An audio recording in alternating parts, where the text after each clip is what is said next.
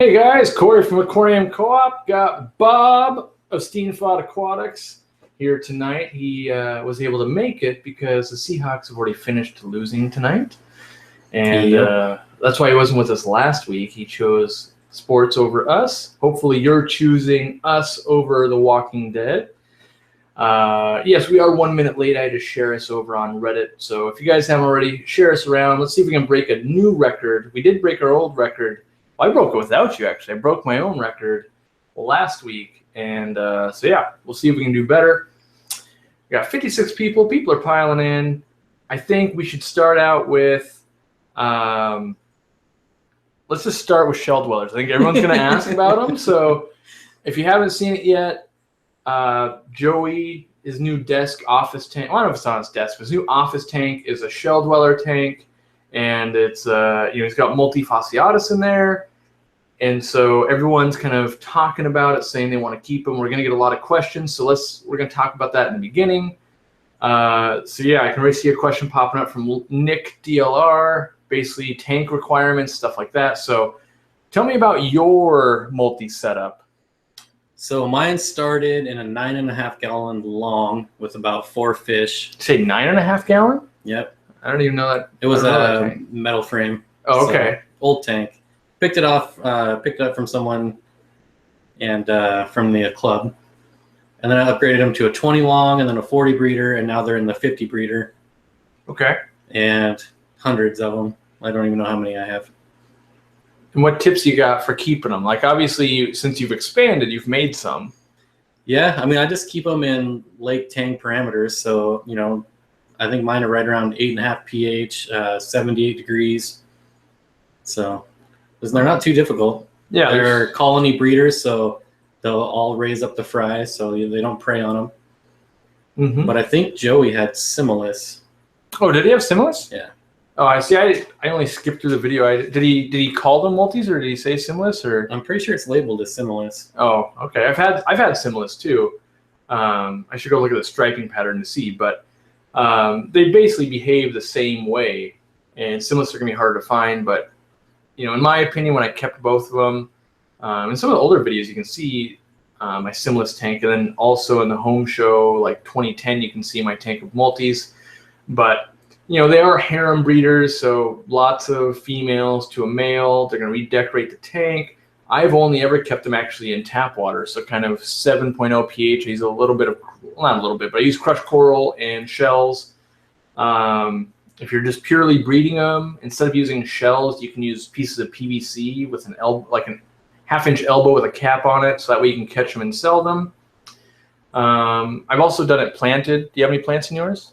Just some Java fern. Yeah, basically I've done Java fern and Anubias, and the old tank had Vallisneria in it. But the thing, I also had Crypt in it, right? Crypt spiralis too. But multis, in my experience, crazy territorial with like the bottom 8 inches of a tank. Like anything down in that area where the shells are, they're going to guard with their life. And so if you're going to put something like, let's say, Cyprichromis up top, you got to have enough space so they can separate out. Otherwise, like even plecos, usually for me, get killed off by multis. I haven't experienced that yet. I had them and when they were in the 40 breeder, they were with Cyprichromis and bushy nose plecos. I always, I watched them. I tried 2 different times, and I killed a bristlenose, and then they didn't kill the rubber lip, but the rubber lip, I got out of there because they were just relentless on him, and because he wanted to go down where the algae was. He cleaned all up top, and then there'd be algae down below. Didn't like it. So, but yeah, we also, I should say, I own shelldwellers.com. There's lots of good information there. It's a forum, but forum's kind of old school now. But there's still lots of information profiles. You can see Bob's tank on there. I'm pretty sure you can see my old tanks on there. So there's lots of information there. So if you're into multis or Similis, they're almost the same exact fish, honestly. I can't tell the difference. Yeah, it's except very subtle. One's like half the price of the other. It's very subtle. I've kept them both, and there is a difference in coloration, but it's so subtle. Honestly, I'm not sure if I mix them in the same tank if I could reliably pull them out. So I could be wrong, but I thought he said they were Similis. Yeah, either way. I mean, I didn't watch it close enough, so. can all male white cloud minnows live together without any females? Yeah, I think so. Mhm. Yeah, they just are gonna flare a bunch at each other. That one's from SR. What canister filter do you recommend? From Beth Rose. Oh, I'm not a big canister filter guy. I only own one, and it's just a cheap eBay special. I don't even remember what the name of it is. It's like an Eheim knockoff. It's the only one I know, so I prefer some sort of canisters myself. So let's see. I feel like if it's a big one, I'm going to recommend an FX6, maybe an FX4. And then if it's like a smaller tank, let's say it's a 55 or something like that, I think you're safe with the Fluval 4.0 series, but maybe it's not the best buy. Aquatop's decent. Sun's probably decent. But I think it depends on your budget. Because if, like me, if I was putting a canister filter on a 55, I'd probably, I've got some laying around, but like the 406, or I could go Eheim. I wouldn't go cheap. I would just go with the best because I don't want it to break. So, but that being said, on 55, I'd go with hang-on backs. So, I feel like I might try it in the 240 just for something different. I think if you got an FX6, you'd like it. Just one? Yeah. They hold a lot of media. That's the thing is like people try to size the filter to the tank. And the reality is you're going to size it to the amount of fish. And so you might see one guy or girl that's got an FX6, and then they've got like 12 goldfish. And then if you're only keeping rainbows or something, the load on that tank is probably 1/3 of what those goldfish were eating a day.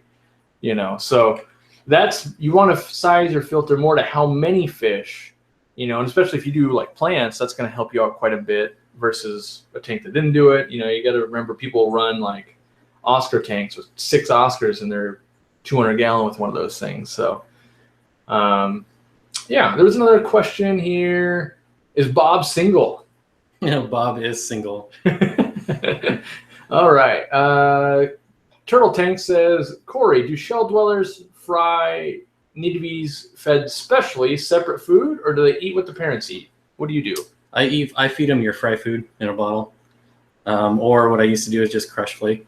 They usually come out big enough for crush flake. Yeah, that's kind of where I kind of developed that fry food way back when I was a hobbyist. I actually took like krill fines, I took Cyclop E's, I ground up flake food, and I think I had some decapsulated brine shrimp in there, and I would just kind of mix that up and just flood that water. Because what shell dwellers do, if you guys don't know, in the wild, they move the shells, but what they're trying to do is they move a shell and they dig a pit so that water will carry food into the shell for the fry.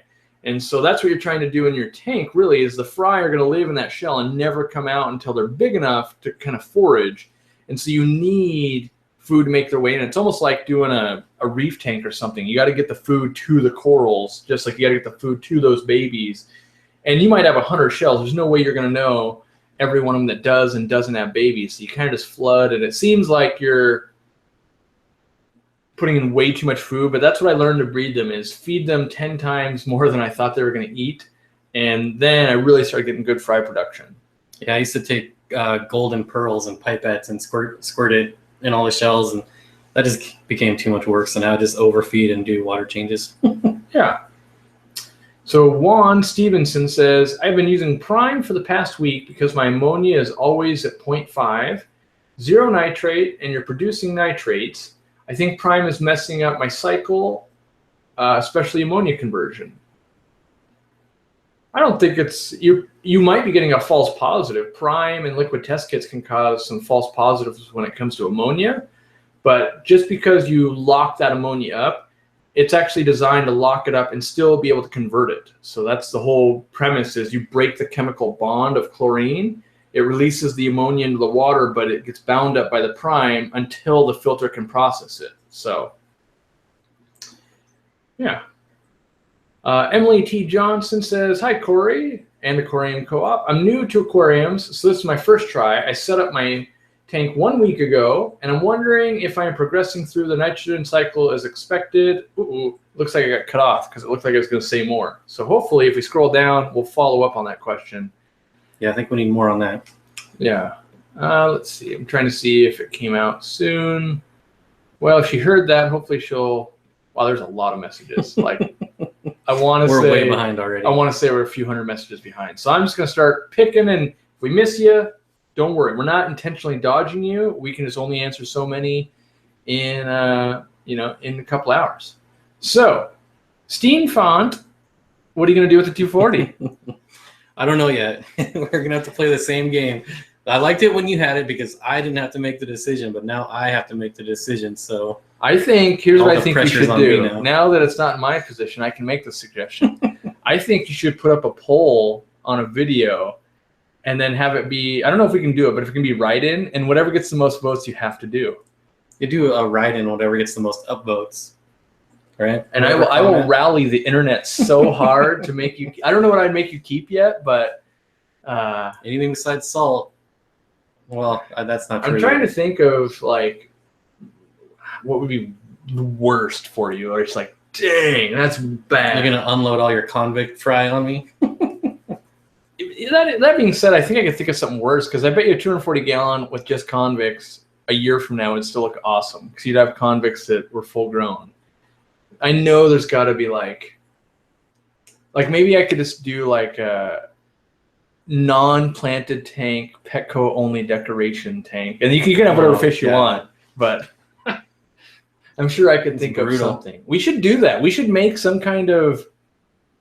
I'm down for doing a poll as long as it's something I want to do. Well, right, but I'm saying we should do some kind of thing where we. God, I don't know what to call it, but we get to aquascape one of each other's tanks. It's got to stay there for like 6 months, and we can gather like the worst supplies ever or something. See, I think I win no matter what, because yours are on film every day.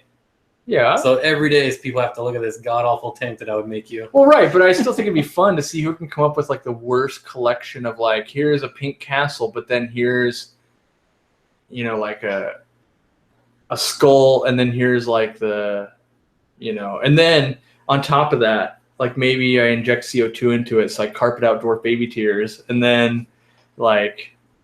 I like your Blackbeard algae carpet. I do have a Blackbeard algae carpet that is purling quite nicely out in the fish room right now. So, all right, let's get back to some serious talks. Remington says, tiger barbs, neon, swordtails, and platies in a 20-gallon. I feel like there's a lot going on there. Yeah, I need to come up with some formula of like one species of fish per 10 gallons or something. Like, because I think any two of those could probably work. I don't think the neons would last long. Yeah, and the neons are going to get outcompeted for food. Swordtails are going to be a little more aggressive than the platies. I think you're going to run out of room. You probably want 7 to 10 tiger barbs to keep those things from mowing everything down. And then you're not going to have a lot of room, especially if those swordtails and platies are hitting 3-4 inches on you. So I would say maybe pick one of those and then find like a Corridora or some other fish to complement the one species. Because you kind of, I guess those 4 fish are like, if we're talking about food, maybe that's like your meat source. Like, oh, did you choose chicken or beef or whatever? And then you've got your sides to it. You've got all like main courses right there. Like, oh yeah, you've big school of neons, group of tiger barbs, swordtails, or platies. But then you should fill in with the rest, I think. We should do that. I'm sure I could do a whole guide tacos. So like, yeah, you got to pick what kind of meat in this taco, and then you got to choose your sides. I hear a lot of talk about tacos, but I still never had any over here. So it's true. I think tonight's lasagna. Oh, yeah. One day. It's not even Mexican food. It's really you're not good enough to get the Mexican food. I didn't want to tell you till now, but it's like a certain echelon before you get to have. Yeah, my Hawks locks. Now I don't get tacos. All right, who else can we try and help here today? Would a young Oscar be able to live in a 20-gallon long? For a little bit. Yeah. I mean, you might, it depends on how much you feed and stuff like that, but maybe you get 6 months, 8 months, 3 months. It all depends. Like if you're power feeding that thing, 3 months, and obviously maybe a lot of water changes are going to have to happen, but yeah, it could work. Flynn's Fish Room wants to know the best plants for beginner, low light, low tech background plants. What are some good ones? So tell him. I answer this all the time. So Anubias, Java Fern, Crips, even Amazon swords to a certain extent. will all do great. So some other ones that don't get mentioned a lot that I like, because those ones Jungle get mentioned all the time. I like Water Sprite. I like Wisteria. I like the octopus plant, Pogostemon stellatus. And then I think through my career of fish keeping, the ones that I like the most still are Anubiuses and Cryptocorns, just because they were amazing when I was a beginner, and they're still amazing now. Like, I already know I'm going to plant a bunch of stuff out there, and most of it's going to be crypts. Another one I like quite a bit, and that's not low light so much. It's kind of like medium-ish light would be dwarf Sagittaria, but it can grow in pretty low. It's kind of just a dwarf owl. I feel like, I don't know, it's not really dwarf unless you have a lot of light. Yeah, most times I can't. can't. Like jungle val. That being said, like this tall is still better than 6 feet, you know, where it's flopping over. So, yeah, I think that helps enough. Poseidon says, my 10-gallon is cycling, and it had 0.25 ammonia for a week, and it recently dropped, but the nitrite hasn't raised yet. What do I do? I add flakes every day. Yeah, the only thing I can think of, do you have live plants in there? They might be consuming it, because it wouldn't just go away unless you're doing water changes. It has to go somewhere. So if it's not ammonia, it either had to become nitrite or nitrate if you actually had more bacteria than you thought, or a plant ate it, or you water changed it out. Yeah, I mean, can we assume that it's not nitrate already? I mean, it might be if he's not testing for it. I guess technically you could have like ammo absorb or something in there. Like maybe if the right filter was brand new and it came with some ammo absorb, that might take it out of the water. Let's see. Last week said okay. Big Blue says, last week you said you were up gaming. What do I play? So at the Nerd Night, as I call it, I think we played Cthulhu Wars. We played, it wasn't Ascension, but it was a game like that. I just can never remember the other name. And then I think that's all we played. But we play things like Small World, Quarriors. You know, a lot of my buddies have an insane amount of games. Terra Mystica, stuff like that. But I know, you used to play WoW, right? Long time ago. Yeah, I used to play WoW pretty hardcore. So basically, before I became a working professional, so this is honestly where I learned how to work this hard, is I gamed this hard. So I would game 18 hours a day, no joke. And for a while, when I was doing the original High Warlord grind before it became very easy in WoW, literally I had to play it 22 hours a day because the server was so competitive. If you weren't, you couldn't make it. So that actually taught me a lot into what I could like actually mentally force myself to do, because at 22 hours, no one's having fun. You're doing it purely, I will do this to gain this rank, and that's what I think makes me do well in businesses. You know, like, oh, it's only hour 18, I can keep going, you know. Well, I think that carries over to YouTube too, because YouTube is pretty much a game. Oh, it's a grind for sure. Yeah. It's not, the good thing is, like, you just have to put in a decent amount of time every day for YouTube. It's not so much I have to put in 20 hours in a row, but it's like, oh yeah, you got to be committed to it for sure. It's probably like you got to attend your rating guild every night. That's probably the equivalent. Like, yeah, you got to put 3 or 4 hours of like filming, editing, and research in every night to really, like, as you guys probably seen, Bob's blowing up, and a lot of people don't blow up that fast. It's putting in the time and the work. So, but yeah, it's back to gaming. If I could easily fall back into it, I could play League of Legends nonstop. I could play Hearthstone. I used to play Magic the Gathering quite a bit. In fact, I did a couple of times in the last 6 months, but I just don't have time for it because every time I go do something else, I'm slipping in the YouTube world, in my opinion. How do you feel about encapsulated brine shrimp as a fry food? I've never used it, so I couldn't tell you. I feel like it's not good. And the reason I say that is it doesn't have the properties of brine shrimp. I think like what you use, and I've used before, golden pearls is better than decapsulated brine. And I swear I've never had great results with this decapsulated brine. And every time I feed it, I feel like it just smells like tons of chlorine because I have to use the bleach to decapsulate it typically. So I'm thinking if I can smell that, maybe that's why the fish aren't going bananas for it. I just feel golden pearls are just so easy. I've never had a need to try anything else. Yeah, and that's, for me, that's a lot of things. Is, is this good? I found something else that I like. I never tried it. All right, so we're going Tanganica on this one. Fire Kitty says, what are your thoughts on Mipimbui refrontosa? So 5 of those, 10 black Calvis, 10 gold comps. I don't know L397 off the top of my head. What's that one? Similar to like a zebra. Okay. Similar parameters. All others are 1-year-old fry in a 4x2x2 with FX5. So is it just the plecos that are adults? Yeah, I think so. In a 120-gallon tank? I think that's good.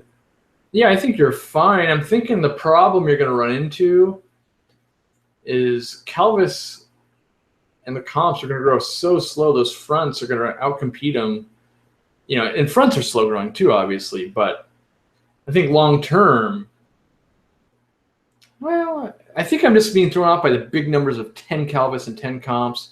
But the reality is they're going to get like this big. You'll probably be fine. I'm assuming there's a lot of rock work in there. They probably need to know a little bit more, but enough water change, you'll power through it. Is it a good idea to water change before my guppies give birth or after? She is due in less than a week, according to when I put in the mail. I don't think one way is better than the other as long as the parameters are good.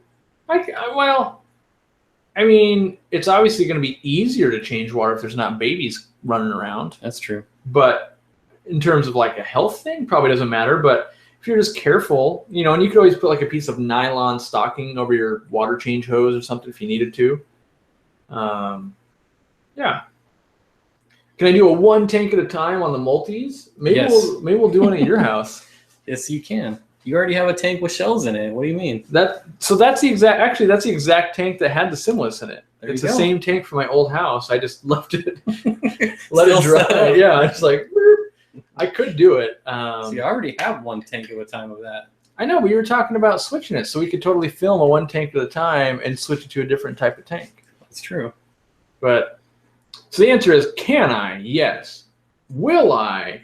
Maybe. Should he? How soon? That's the unknown. Like, I wish I had a list on the wall because there'd be just 1,000 ideas, and then I could just throw like a dart at it and be like, today I'm doing that one apparently, because there's a million things that I want to do. So, we answered that one. What do you guys? This is from David. What do you guys think of me adding a convict cichlid and a cichlid of some sort into my monster tank with pacus, tinfoils, sharks, etc.? This convict's pretty laid back. I think that'd work okay. I don't know what other cichlid of some sort. Yeah, that's real open-ended. If it's a Dovile, it's gonna be a train wreck. But maybe if it's like, what if I added a Jurapari? Like, yeah, that'd work. I would say something on the more mild end for sure. Are Eheim's biggest professional canister filter better than an FX6? Well, you haven't used either, so that question comes to me, I think. Because I own all of those. If I had to guess, I would say no, but I would see what you have to say. If money is no object, I'll take the Eheims. That being said, I don't think very many people have money as no object. If we're factoring the cost, FX6 wins every time. And it's because I like the build quality and the features a little bit better. So I've got the XL 1500 on the tank behind me, and then I've got the biggest Eheim Professional on my wife's tank. And there's subtle features I like. For instance, the one on my wife's tank, it's got wheels on it, so I can tilt it and move it. I like that. I like the quick disconnects on the Eheim better than the pump system or not the pump system, but the head system on the FX6. You get a little bit of water everywhere when you do that. You never get any water when you're doing the Eheims. I like that the Eheims typically come with a spray bar. That's kind of a perk, which FX6 doesn't, which I want to do a whole video on how to hot rod an FX6 with making a spray bar and showing you guys how to put the intake sponge and stuff like that. But if money counts, which even for me, money does count. If I'm gonna order up a filter, it's FX6 every time, I think. The only reason I have the Eheims is because they were given to me, and otherwise I would never, like, I just don't think I would buy one. Like that filter behind us is $500. We can get almost 2 FX6 for that, and I just don't think I would do it.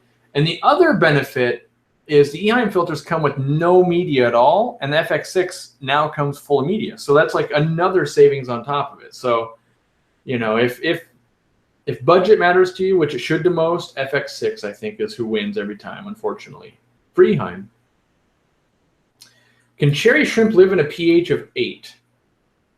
I've heard of it being done, but I've never tried it. I've done it only out of laziness. I had a 10-gallon tank. So my first ever cherry shrimp tank, this was a long time ago, 10-gallon tank on my desk.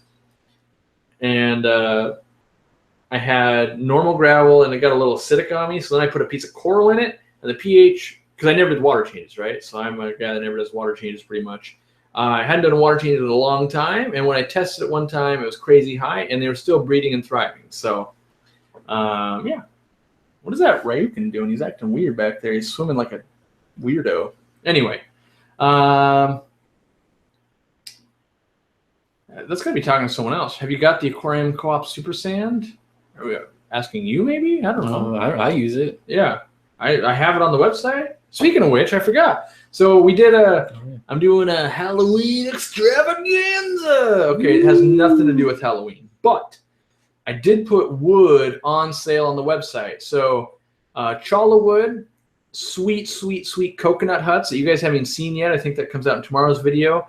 And then I've got manzanita and driftwood on the website. It's all 10% off. So, and it's only till the end of Halloween because I wanted something to talk about. So I did that. So order it up and we'll ship it out and you'll love it. And then you'll ask me questions about wood. Ooh, I already know I'm going to get in trouble on this one. My thoughts on an iridescent shark in the home aquarium. In my opinion, no.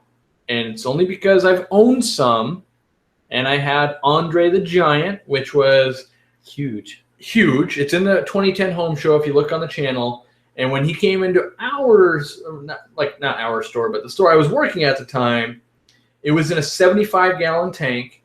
And his pectoral fins were worn down to bone because he was rubbing, and his eyes, he was permanently blind, and his eyes were all bulged out because so it's a 2-foot shark in an 18-inch tank, and he's rubbing the whole time. He's rubbing his pectorals and his eyes on the tank nonstop. And obviously that wasn't good, and so yes, I kept him in my tank, the same tank basically that Murphy's in. It was 6 feet long, 4 feet front to back, 2 feet tall. And I tried every setup I could think of to calm those fish down. I could never calm them down. So obviously I had groups of like 6 to 10 of them. Helped a little bit. I put fake plants all around the sides because they just bounce off walls. That's all they do. And, so in my opinion, they should not be kept in home aquariums. And the reason why I know they are, because I've met people that have them, they're like 20 years old and they're still only this big. They're just starving them to death. And I run into it all the time. And so the problem is if you're actually growing them correctly and water changing them, they grow like a weed. So that's kind of a problem. How many Lamprologus ocellatus in a 20-gallon tank? You've got 2 right now, but can get more Friday. How many would you do? I think you have ocellatus. I have gold ocellatus, and in my experience, they're more aggressive than multis because my multis, for whatever reason, only went after other multis, so they didn't bother my sips or my plecos. But my gold ocellatus go after everything that gets close. Yeah, I would basically agree and say, really, if you have a male-female pair, you're set. Keep it that way in that 20. Adding more is probably just adding drama. Do I love African leaf fish? The answer to that question is yes. Yes, I do, actually. I love, well, not the true African because I'm too lazy to feed live food, but I love Tenopoma leaf fish, and I love all the less known like African bush fish, like the austerias. There's a bunch of them, and I come this close to buying them and bring them into my store, and no one will buy them. But yeah, I do love that fish, and that was one of the serious contenders for the 240. I love that fish. You should do some with like rainbows and stuff. I think you should do it. I got a notice on my thing. I got a new phone and it does the thing. Oh, someone bought a bunch of Amazon stores. See if anyone bought wood. I was like, wow, that was quick. Let's see. How many guppies in a 10-gallon? How many males and females?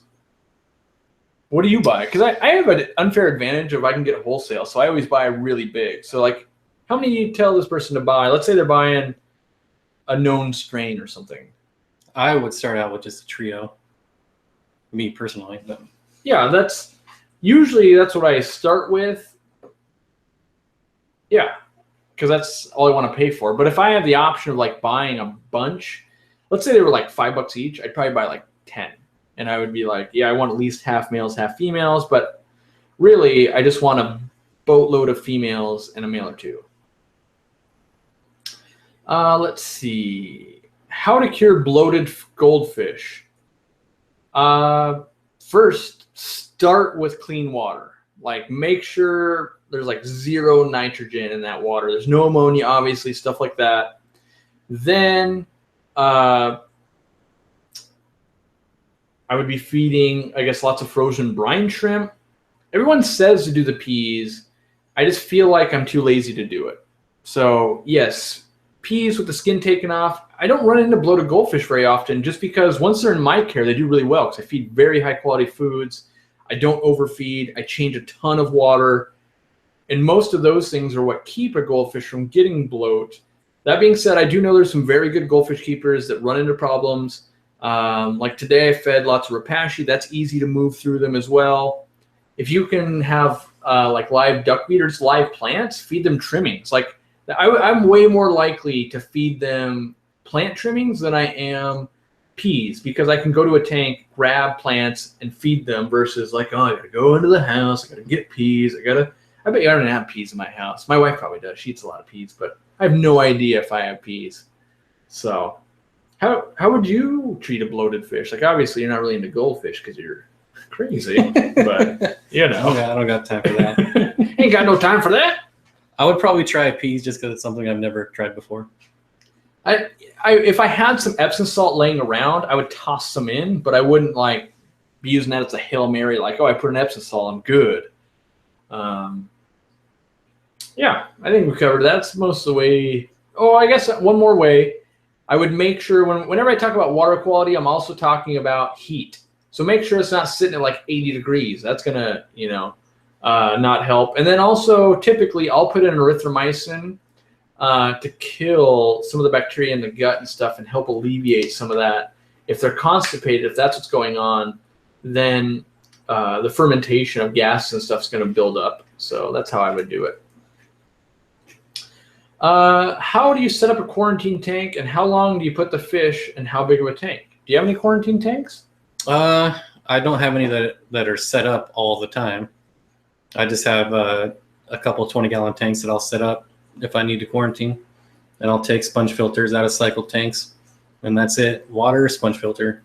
So the way I do it is pretty much all of my tanks are quarantine tanks. And so what that means is I'm big on one species, one tank for the most part. When let's say you watch Bob's video in my fish room, you're going to see a lot of like, yep, there's just platies there. Oh, there's just a Sepisto there. There's just convicts there. And so when I bring a fish in, naturally, it kind of is its own quarantine. It's like, oh, here's your 20-gallon tank. You're going to live here. And then maybe if they outbreed it, then we'll go to a 40-gallon tank or something like that. And, then they've already been quarantined. Every once in a while, I get kind of dual things going, but I would say a 20-gallon, like a 20 high, will get you through almost anything, unless you're like, oh, I need to add the 16-inch frontosa to my colony. But then at that point, you're probably not asking us how to set up a quarantine tank. So I think a 20-gallon aquarium from Petco, get a sponge filter in there, and you quarantine your stuff. And how long? I want to do at least 1 week. You can always go longer. There's never a problem going longer. A lot of times, I would say 1 week, and then also like leave them there until you buy another fish. So like, let's say, it's been a week and you don't have another fish to put in there. Keep leaving them in there until you're like, oh man, I found the coolest thing ever at the fish store. go ahead and buy it, catch all those fish, put them in the display tank. This is assuming you look at your fish all the time and you know they're healthy, because you don't want to get home and be like, oh my God, they have anchor worm, and now I got to put this other fish somewhere. Like, you don't want to be in that trap. But this is assuming like, oh, I'm going to buy a fish today. Like, you looked at your quarantine tank before you left, going, oh yeah, these guys look amazing. I'm ready to move them out if I find something. So, yeah. What size tank, this is from Tate, should I have for a small colony of 3 to 4 pea puffers? In addition, what kind of setup should I have in the tank in terms of plants and filtration? Have you ever done pea? I haven't, but I've been thinking about it a lot. And I think now 3 to 4, I'd probably put them in a 20 long.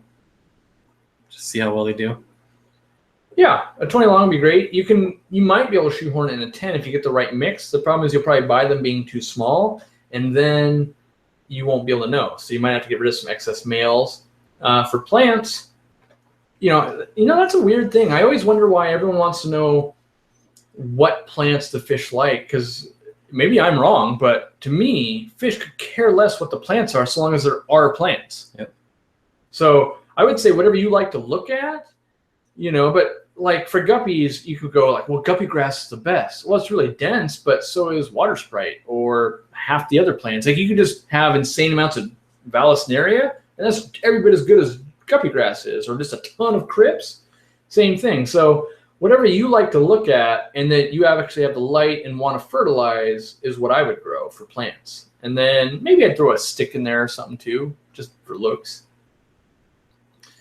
What food, this is for you, what food do you recommend for L181s and L201s? Is 181 Starlight? I know 183 and 184. Yeah, 183. Well, I thought 181 was also the false Starlight. I'm not familiar with the 181. Well, you talk, I'll Google. Well, what's the L201? I'm not familiar with that one. I think that's the Green Phantom, but you talk about feeding plecos, and I'll tell you I'll make sure we know what we're talking about. So I feed my plecos. They're hypensistrus for L201. I'm horrible. That's not even close. Not even close. Hypoencistrus or hypensistrus, they're all pretty much the same in terms of feeding, though. They're like feeding zebras. If you can breed these guys, then you can breed zebras. Yeah, I feed them Rapache, and I usually mix a few different types in together. I was right. L181 is the peppermint pleco, aka one of the Starlight bristlenoses. And I feed my Starlights. They love green beans. I give them a lot of green beans. Yeah. So yeah, today I fed Rapache out. I just find that to be a really good one. And green beans, mostly it's because I can get it so they can actually eat it. If I just put in bloodworms, they would eat it, except the other fish will never let them eat it. I guess if I had a tank that only had plecos, it'll work fine. That's generally the only time I see my plecos. If I throw in Rapache, they all come out for Rapache. Mm-hmm. I could have the sunlight just beating down as bright as can be, and they'll still come out for Rapache. Man, you get to see sunlight? I'm too much of a dungeon troll. Let's see. I don't know this. How to breed peacock sliders? I don't know what that is either. I'm thinking red-eared slider, but I don't know peacock variety. I don't know. Now I'm thinking maybe he means darters. Maybe got to clarify that. The Ultimate Geek, and we'll see if we know.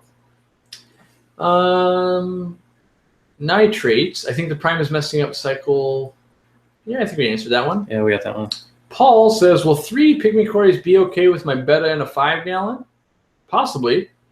I feel like it depends on the betta. Right. Yeah. In my store, I tell this to people all the time. If we take it out of fish and we say, I have a dog, is it okay if I get a cat? The answer is, how does your dog do with cats? Same thing. How does your betta do with fish? Oh, he's never seen another fish. So then you got to go into it just like your dog's never seen another cat. Okay, well, let's try it. And I better take a day off work and make sure this isn't a bloodbath. And then what do I do if he doesn't like a cat? You got to have a backup plan. Like, oh, don't worry, my grandma will take it. Or, oh, I've got another aquarium, whatever it is. But treat it the exact same way, and then you'll know. Because like maybe you saw in the viewer video, there's that person that has a betta that lives with shrimp and all that other stuff. And then, you'll see the next guy's got a betta and he'll bite his finger, Yep, I just put shrimp in with my betta. So far, so good. Yeah. Next we'll get a video on how the shrimp are killing the betta.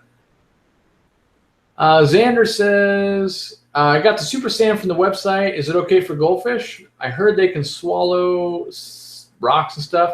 Yeah, I would say for sure. Like I'm trying to think here. Every goldfish I own, except for this tank, is on that super sand. Like even in the totes, I added sand to it today, or not today. Was it yesterday?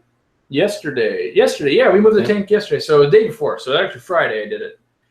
Actually, it was Thursday because I worked Friday. So anyway, on Thursday I moved a lot of sand, and it's because I want those goldfish to be getting that sand and picking through it. It gives them something to do. So I would say definitely yes. Let's get Manchurian's place. All right. Bob and Corey, I put a fancy pleco gold nugget, I think, in my tank. It's been a week or so, and I haven't seen it. Should I worry? I would maybe look to see if it's still there, but most likely that's normal. I think it's just adjusting. I would say make sure it's not hating life. Like gold nuggets typically like to be 80 or above degrees. And then make sure there's like some wood in the tank so it's got some little snackies. And then make sure you're putting in some food like some rapashi or maybe a green bean, something in there that's going to stay in there at least overnight. And you can kind of gauge it just to see like, oh yeah, he ate that, so I know he's alive. I like to go on a little tangent. I don't know if you've ever seen any videos, but he lives in China. And I was just watching this video the other day. He went to the fish market, and they had stingrays, arowana, and discus all in the same tank. Arowanas, stingrays, and discus in the same tank? Yeah, what do you want to know about it? It was wild. I've never even heard of that. Yeah, it's like a classic setup. Really? Because you've got the discus down low, and then you've got your arowanas up top. And then the only question is really, what are you filling in with the middle? And the reason why it can work is they're all kind of Amazon fish. They can kind of live in similar water parameters. They can all tolerate the heat that the discus need. And then you've got, like, obviously a giant mouth on the arowana, but you also have a fish that is the disc size, so it can't just, like, for somehow that arowana could take down a fish this big and this skinny, but it's that wide mouth it can't get over. And you can just, the problem is you have to pour in insane amounts of food. Like here's the bucket of bloodworms and things like that to actually feed all those fish. But yeah, it's kind of I call it the classic Asian setup. Like it's just very popular in Asian cultures to do that setup. And it was really fascinating to see what they were doing. I mean, it's hard not to like a tank like that because you're like, oh, sweet, I've got my dragonfish, I have stingrays, and then I have insane amounts of color. So yeah. Let's see. Is it rewarding working in a fish store as an ordinary employee? No.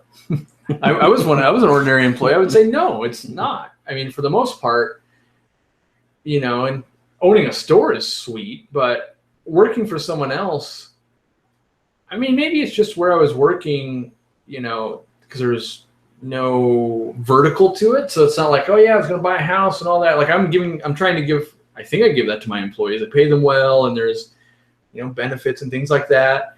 And so I'm hoping so for my employees, but I think for the general store, not so much. I mean, I think the best thing you hope for is that they hand the business over to you from retiring, or when they pass away, you get it, something like that. But especially if you're talking like a PetSmart or Petco, I mean, then it's just really bad. Yeah, I mean, if it's a PetSmart or Petco, your best thing you're hoping for is that you get picked up by like a major brand like Hikari or something like that. And so the way that goes is you kind of work at PetSmart, Petco, then you start managing a PetSmart or Petco, like their fish, or not. It's not even the fish department; it becomes their pet department because you have to manage all those pets.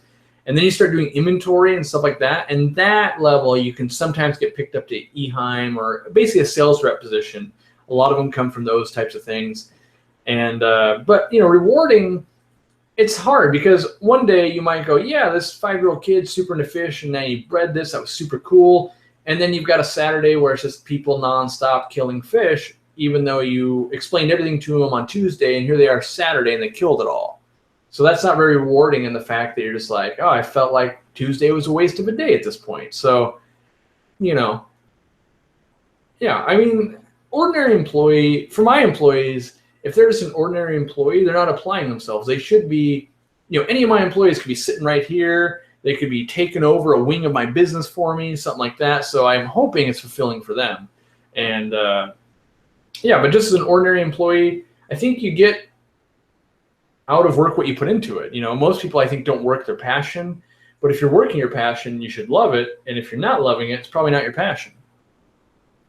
You know, because even on my worst day, I still get to go in like, oh man, I own this fish store and I'm surrounded by fish and look what that thing's doing. It's kind of cool. Versus, let's say I just worked in a factory. Unlikely you might go like, oh man, that can looks different than it did yesterday or something, you know, like it's going to be very repetitive. So at least it's new every day. You know, there's new situations all the time. For me, it's okay. I'm working this job because I'm going to be able to buy fish with it. Yeah, and it's an incentive. And also, like, all my employees get 30% off, so like that's a perk. Did you switch the light on the goldfish? It doesn't look as red as last time. No, it's same setup exactly. I don't know. Let's see here.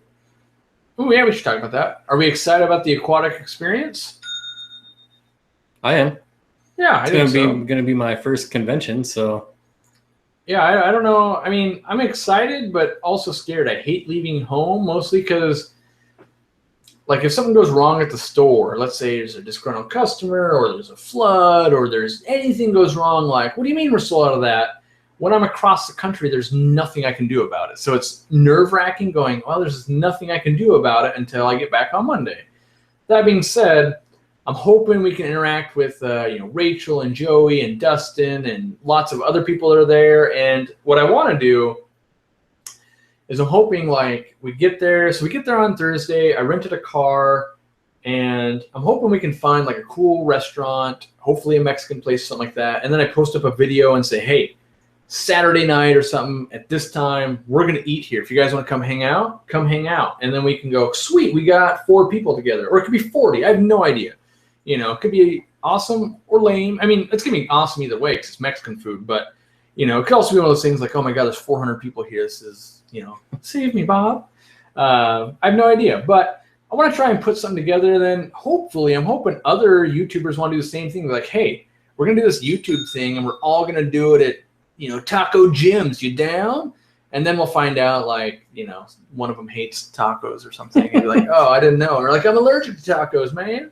Or they all hate us and no one shows up. Well, I assume that. I assume everyone hates us. So I'm already accounting for that. That's why I'm thinking about 4 people. 1, 2. We have a server and a cook. That makes 4. Yeah. Let's see here. What's your least favorite fish?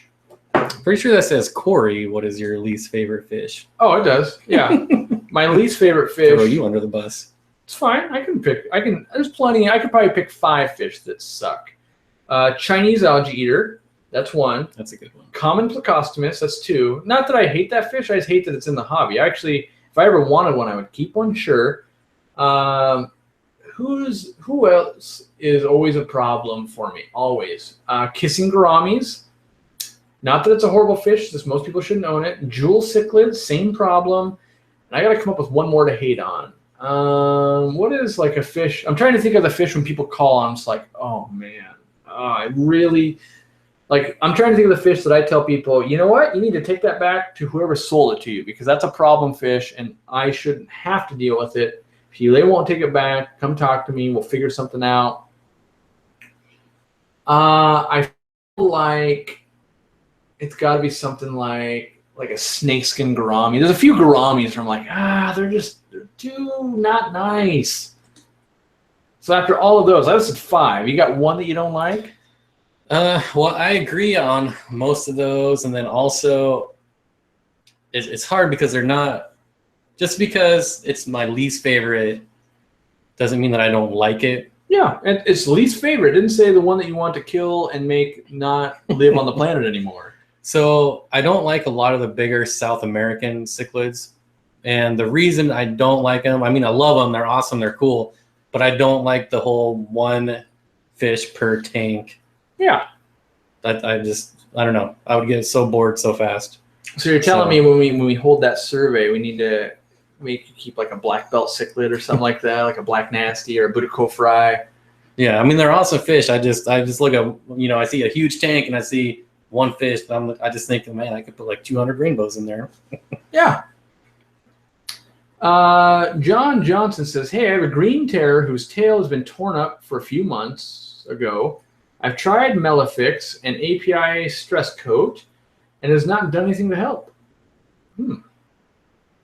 Well, I would say first, it's still getting torn up because, in my opinion,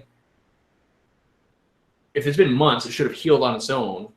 But Melifix and stress coat don't do that much for finnage. I would say if it's a bacterial infection, go ahead and use some erythromycin or maybe a little bit of salt in the water. But usually, think of like torn fins or something like that as like torn skin. A healthy body should heal that up as long as we're keeping it clean. So, but I'm not a big fan of Melifix and Pumafix because I don't think it does a lot. I mean, I'd be curious to know what it looks like. I mean, if it's a few months ago, is it just a scab or, I mean? Well, it's his tail, right? So I'm guessing it's a shredded tail. And so let's say it's the tail. And normally let's say it's like this. So it's all fused together and it's really nice. If it splits a little bit, that can usually heal back up. But if it's split down to the cartilage, like on the peduncle, a lot of times that'll stay split forever. And same thing on the pectoral fins as well. So sometimes that split will stay there forever. Also on a green terror though, like let's say this was its tail, sometimes you'll have extensions and it might look like it's frayed, but it's actually meant to be that way. Like a lyre tail? Yeah, kind of, but you can get them on any of the rays. It can extend, but you got to have a tank that's real mild, otherwise it should beat on each other. Let's see. So I don't think I can make the aquatic experience in Chicago, but does anyone know of any cons out here in Washington? Little do you know that the aquatic experience started in Washington, and attendance was so bad they only ever held it here once. It was at the Puyallup Fair.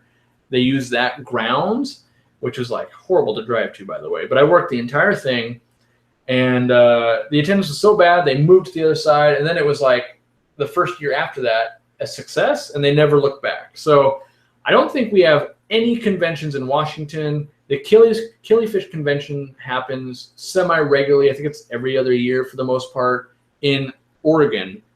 And there's some conventions like MACNA and stuff like that down in California. But the only thing we got in Washington is we got pretty good Aquarium Society meetings. So yeah, not a lot happening here. Because, you know, what Bob doesn't know yet, like, I think I haven't been the aquatic experience since been in Chicago, but I think it's well attended. But you can go to like the American Library Association convention, and we might have more people at a Tuesday meeting than you will at that convention. You know, that being said, everyone there will be super into libraries, but yeah, it's some conventions aren't that well attended. Let's see. Would you ever consider selling some middle brackish plants? I wouldn't, because I don't think I can reliably convert them and make money on them. Like, and I don't think I'm going to like intentionally propagate them either. But there you go. That's your thing. You become Mr. Brackish. No brackish, just no. Let's see. Am Minerva says we've got a black emperor tetra with dropsy and bloat. Treating with general cure. What do I recommend? I would probably be actually using erythromycin. That's what I would be using.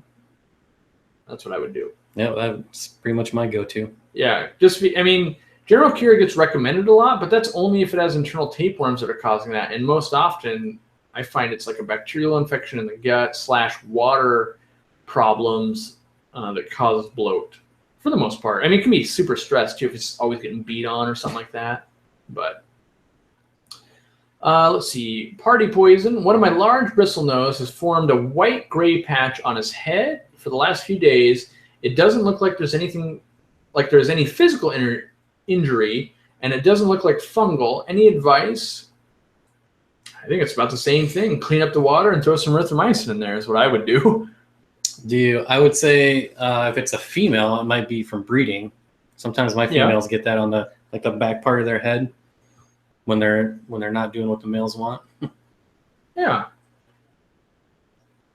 Let's see. Ooh, we got a help here. Monica says, my tank was at 70 degrees or below for 2 weeks. My betta started to just lay on the bottom. It's been 76 degrees for more than a week. The betta's behavior is still the same. Yeah, it could be. I mean, I would give it a real close look and make sure it doesn't have any bacterial or fungal infections. But honestly, bettas thrive the most at 80 to 82 degrees. If you can bump that up even more, probably be doing even better. Yeah. Let's see here. Have you ever kept a Gila top minnow? Gila top minnow? Gila top minnow? I don't think I have. My brain thinks Gila monster. Yeah. Yeah. Gila top minnow. I don't know that one. I'll look it up after the stream and be like, oh, it's that thing. I call it this. And no, I haven't kept it. But Corey or Bob, why are wild-caught discus so hard to breed in captivity when there are so many domesticated strains of the fish? Well, in my opinion, they're not that hard to breed in comparison to the domesticated strains. I think most people's water is very different, but like I keep wild-caught discus in tap water at the store. They thrive because we have super acidic water, but I think it's not so much that it's hard, it's that no one wants to buy them. Like people either want wild-caught or they want fancy strains. There's not a huge market for like F2 wild-caught, I don't think. It's just the market for wild-caught in general is already small. So, yeah. Have you ever kept Florida flagfish? No. Yeah, they're pretty easy. I would say like flake food, frozen foods. Flagfish love to eat hair algae. It should be easy for you, unless it's got internal tapeworms or something. Ooh, maybe you can answer this one because I don't think I have one. Do you have a favorite trigger from saltwater? No, I can't say that I do. Yeah, I don't. I never got into triggers, so I couldn't. If you put 3 different triggers in front of me, I couldn't even tell you the variants of them. So. Yeah, I think they're awesome, but I don't know that I can name one for you. Let's see. Someone asked if I ever kept tree monitors. No. I want to eventually, and eventually I will. I'll get me some green tree monitors, but not yet. Thor says, that's a rad name already. Thor says, hey man, any ideas for shipping a fish when living in Norway? Been watching your videos for some time now and want to try getting some high-end fish. Well, I think you can get, this is bad, I'm bad at geography, but you should be able to get stuff shipped in. I just don't know the logistics of like international airport / like how far is Norway from Germany and Sweden, things like that. I'm bad. I don't know. But it shouldn't be any harder to ship than, like, I feel like a lot of stuff ships out of Poland. Like whenever I'm looking at Aquabid, there's a lot of Killies and stuff like that coming out of Poland. But I don't feel like it should be that hard. You're going to want to research who you're ordering from. Yeah. More than anything. That's going to be the most important. Yeah. So Jamie says, I have a diatom outbreak. What's the best way to get rid of it? I'd probably pick autosynclus. Yeah, and water changes. Or snails. They would do it too. Top minnows look like guppies. Gila top minnows look like guppies. Yeah, I don't know that one. What are some schooling fish you put in a 30-gallon? I've got coolie loaches. He does great for my substrate. Why do people not recommend them? I don't know that people don't not recommend them. I just think that they're nocturnal, and I mean, I saw a ton of them. I've had people not recommend them to me, and their reasoning was because they dig and they'll dig up your plants, but that's just not true. Yeah, I mean, they do dig. They just don't dig up your plants, really. Yeah, I didn't find that to be true. So I don't know. I think that's what people are just used to, and so that's what they say. Yeah, I've never played with a Gila top minnow. It is a live bearer. I'm trying to find Spicilia, but yeah, I'll have to look at it more later. But I haven't kept that, so. So I don't think we answered the question though. Is schooling fish. Iridescent sharks. Yeah. No. I don't know. There's a ton of different rasboras and tetras. For sure. I mean, sky's the limit with just those two. I think ember tetras is what I would do. If I'm picking one, I'm picking ember tetras. That's what I have in my 30-gallon. No, that was a letdown then. That means I have poor taste. Is 10 medium large goldfish in a 36-gallon too much? I would say Probably. I feel like it is. Unless it was a temporary holding tank. I mean, you probably got to do a lot of water changes and feed sparingly, but unless I was, I mean, I don't even know. I wouldn't do that in quarantine, but if I was in a pinch, like for some reason I had to do it, yeah, it could be done. Why do I put bamboo? Sometimes lucky in sumps, mostly because it can just pull nitrates out of my water. And so, yeah, I mean, especially if I had a tank that would eat all of the plants, I would do that, and it can help me a little bit. Yeah, we're only at 378 people, and The Walking Dead is on. We need help, people. We need to break at least 400. The Walking Dead's good, and I'm fully going to marathon watch it when all the seasons are over, but we need help now. Let's see. Chance all the way on top says, hey, Corey and Bob, can I keep shell dwellers in a 30-gallon long? If so, what species would you guys recommend? I want to keep at least 5 or 10. If they're your first, I would recommend multis. I agree. In fact, I only recommend those to new people. Yeah. I mean, maybe there's some side shell dwellers, maybe, but you wouldn't even like them unless you've kept shell dwellers. Like, what is it, the Telometachromis that technically are a shell dweller also, and they would be fine in that 30-gallon, but they're gonna be way harder to find, and you're gonna be like, yeah, these are kind of boring in comparison. So go with multis, you'll love it. So here's the metric: if you don't love multis after you get them, you won't like any shell dweller. No, you're either gonna love them and they're the coolest thing ever, and you're gonna become a shell dweller person, or you're gonna say, I don't get it, and then you don't need to keep any of the ones. You won't like it. All right. So 180-gallon tank, planning on keeping approximately 6 koi loaches, 6 pitties, 6 autocinklus, 10 guppies, platies, cardinal tetras. Is there any other fish that you would add or not add? I feel like I wouldn't add the cardinal tetras and I wouldn't add the platies. And there's lots of other fish I can keep, but cardinal tetras are going to want soft water. Guppies are going to want hard water. Platies and guppies. I mean, it's a 180-gallon tank. You can keep both, but they're going to prey on each other's fry. Bob would add rainbow fish. I would. You didn't let me say it. Damn. I already knew what you would add. But maybe LR says glass cats. Maybe you'd be cool and you do pseudomogo rainbows. I have a ton of those already. Not in 180. No, not 180. 240-gallon tank, only pseudomogos. Do that. See if you can afford that. Okay, I'll do it. I'll do it out of spite. You watch. All right. You'll show me. Let's see. Forrest says, I just got a 10-gallon tank like 2 months ago, and right now I have an angel, a molly, a pleco, a snail, an African dwarf frog, and I found a bunch of little white worms in the gravel. What should I do? So those are probably just planaria. Not harmful, I would say. Maybe you got a gravel vac a little more often if you're not. That's the siphon tube with the gravel vac, and then maybe cut the food back. I don't know, but usually those show up in an environment where there's too much food, or not.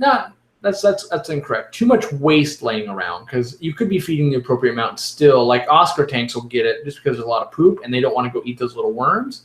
But I would look at your gravel vacuuming and water change schedule, and that will probably fix that problem for you. Nick Stratton says, if I want a 55-gallon saltwater tank and a 55-gallon discus tank, and I own a Fluval FX6, which tank would you put the FX6 on, and what filter would you buy for the other? I would put the FX6 on the discus tank, and then I would get a sump for the saltwater tank. So if it was me, I gotta be careful here. I don't want to give out too much saltwater knowledge, because I'll turn into a saltwater channel. But if I was setting up a 55-gallon saltwater tank, I would only use a protein skimmer. I would use mangroves growing out of the back of the tank. Well, no. Okay, if I'm going to get technical here. Protein skimmer, hang on back. I would do an aqua clear, hang on back with a pendant light above it to run mangroves so that I could have a nitrate uptake. And then I would also run chaetomorphia in there to be another nitrate sink. And then for me, it would be a reef tank. And that's the filtration I would run on a 55-gallon if I was setting one up. Because a sump, it feels like it's overkill. Yeah, it's going to increase your water volume, but if the whole goal is to increase water volume, like we'll do a 75-gallon tank then. The sump, to me, is only super useful if you really need a big refugium or something like that, in which case, yeah, if you have a 180-gallon tank, an AquaClear 110 is not very big proportionally, but in a 55, it's a decent amount. You could put like 2 hang-on back AquaClear 110s. That's a decent amount of surface area to get some stuff accomplished. So that's how I think.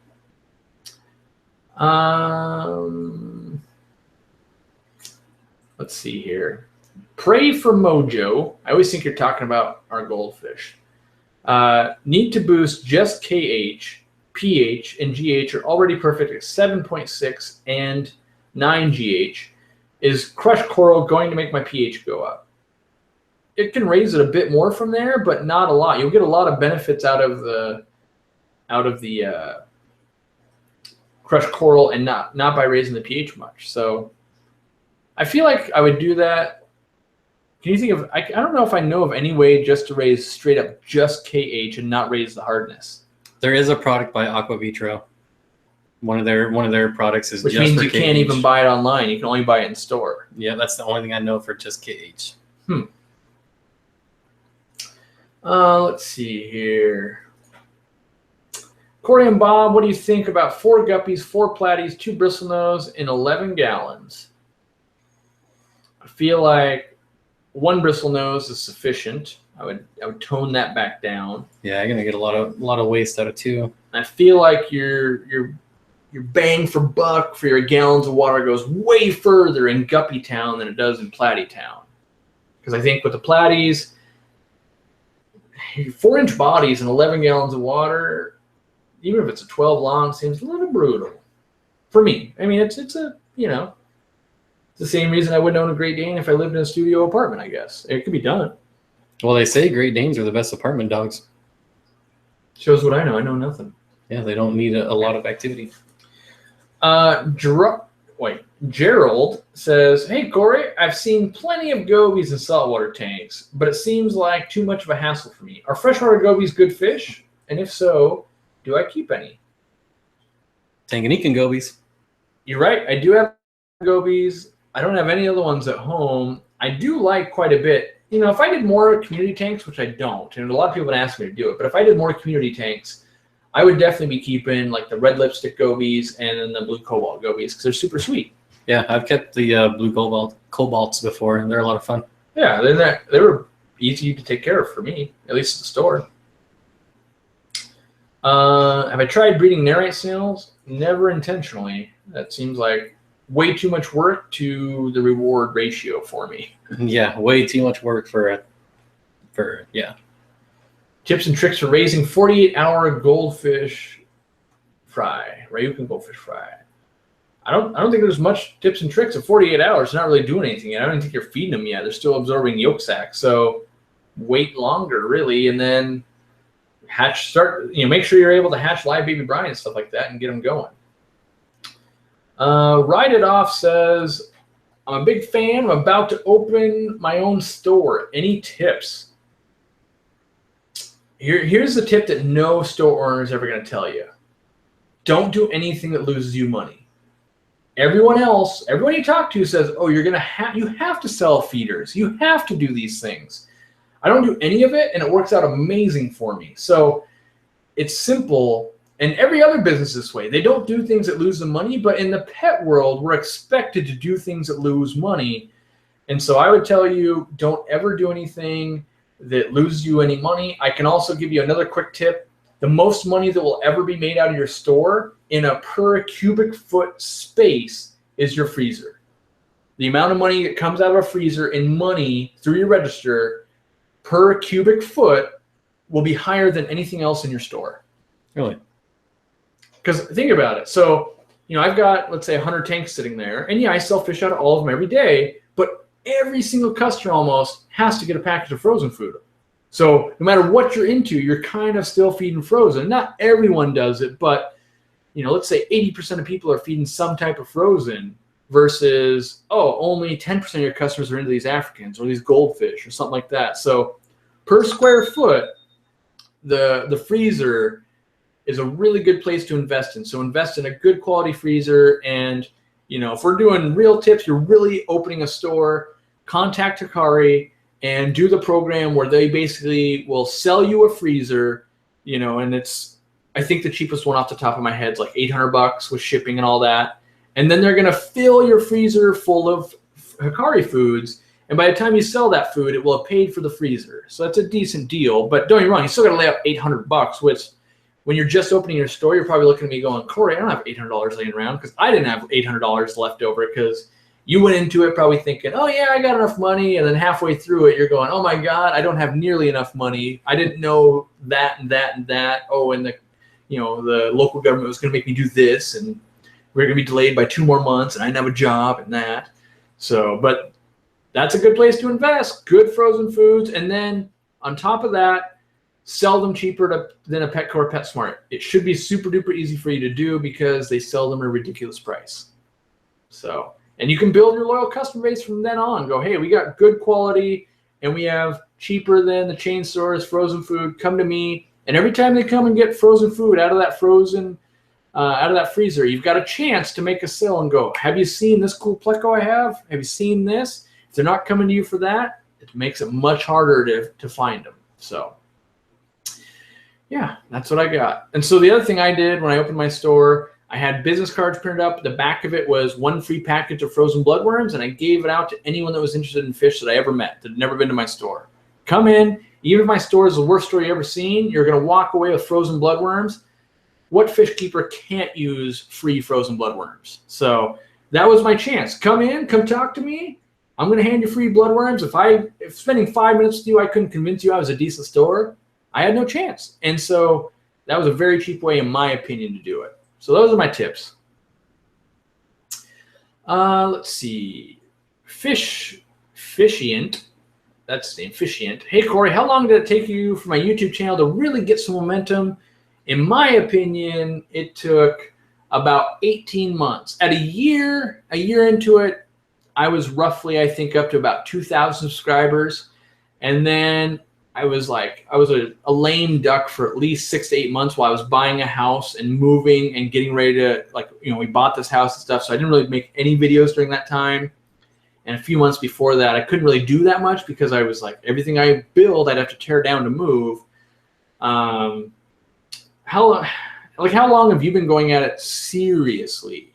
Since about May, June. So that's 4 or 5 months. Yeah. And you're at 2,500 now. Obviously, you kind of got a leg up because you can, you know, hang out with me on this channel and get a lot of people. Not everyone gets that, you know, advantage, but I think anyone that wants to start a YouTube channel, it takes 2 years of an insane amount of work to really become successful. And if you give up at a year, you've just wasted a year, because at a year you're going to go, oh, it's not even, not even that much. So yeah, I would say 2 years is what it really takes.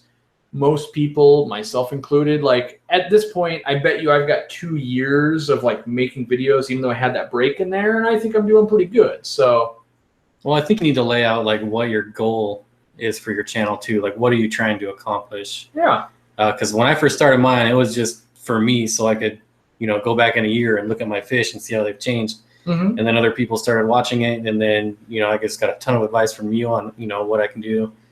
And that's probably one of the biggest things is what takes so long is you learning how YouTube works and how to interact with people. And then also, like, I don't care who you are, it takes you a while to find yourself on video. The first day you're filming, I'm just as stupid as I am 2 years ago, except now I just don't care. But I was super self-conscious the first video and the next video and the next video. And pretty soon you're like, you know what? They must like something they're watching, so I must be doing something right. Yeah, I got some advice from somebody else too, and they were just like, just don't be like super apologetic. Just be yourself, and whoever you are, that's who you are. Don't apologize for doing something wrong, so just be yourself. Yeah, that's the tips I think I got. What are our thoughts on Black Phantom Tetras? Other Tetras too, like some of the other higher fin tetras that have the big fins. Yeah, that I push them quite a bit at the store because I think they do look sweet, and they look way sweeter when they're big. Like they get of the wide body tetras, they might be my favorite. I'm trying to see like is there a wide body tetra I really love. I mean, I like lemon tetras a lot, but the black phantoms, the males, that dorsal going, hey, what's up? Looks cool. They're kind of like a supersized version of a white cloud to me. Like obviously they look different, but they use that fin the same way. Like, look at me, I'm awesome. Put some Serpe tetras down with them, and there's all kinds of cool things you can do. Yeah. What's the business tax in Washington? Well, where I'm at in Edmonds, it's 9.88%. So I just rounded off in my mind to 10%. 10% of all the money is going to go straight, to B&O tax. Let's see here. Scroll down. Let's see. Joey Prince says, I'm introducing a red-tailed shark at 5 inches to my Mbuna tank with 3 to 5 inch fish. What do you think is the best way to go about this? Buying 5 more Mbuna, not an option. I see that you included that because we already talked about this on my comments. And I told you to remind me to ask this on the live stream because I can go into